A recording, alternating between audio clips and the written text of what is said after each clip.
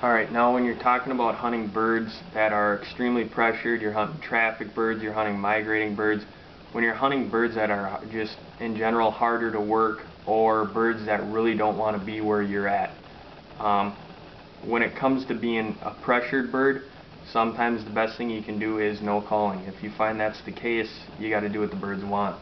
No calling, hitting them with the flags to keep them interested, that can work very well. If that's the case, go with it.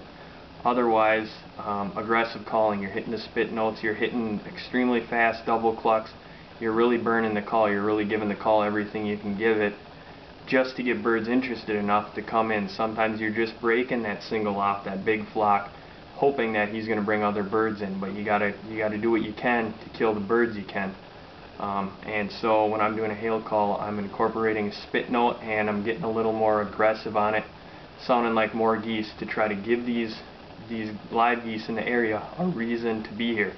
They're not going to want to naturally be here, so you generally want to put out more decoys, and you want to sound like a bunch of geese, aggressively feeding a bunch of geese, aggressively calling to give them a reason to come over here, really making them come instead of asking them to come.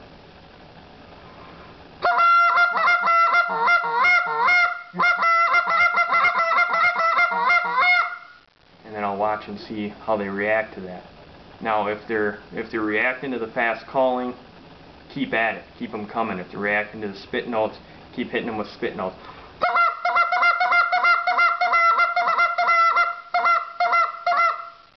And then I'm just doing single spits, single quick spits, a double spit, and your regular spits.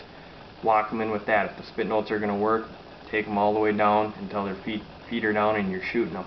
Now if they want fast calling, I generally am doing a faster double cluck, and I can and will oftentimes incorporate a moan to show excitement in there.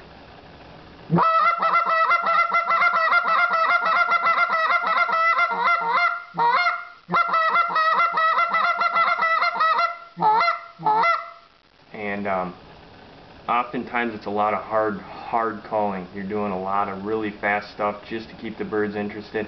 It really helps out here if you have a lot more people in the blind that can call, but sometimes that isn't the case. And on hard working birds, sometimes that can be the only thing you can do to even break one off the flock, is really give them a reason to be there, making a lot of noise.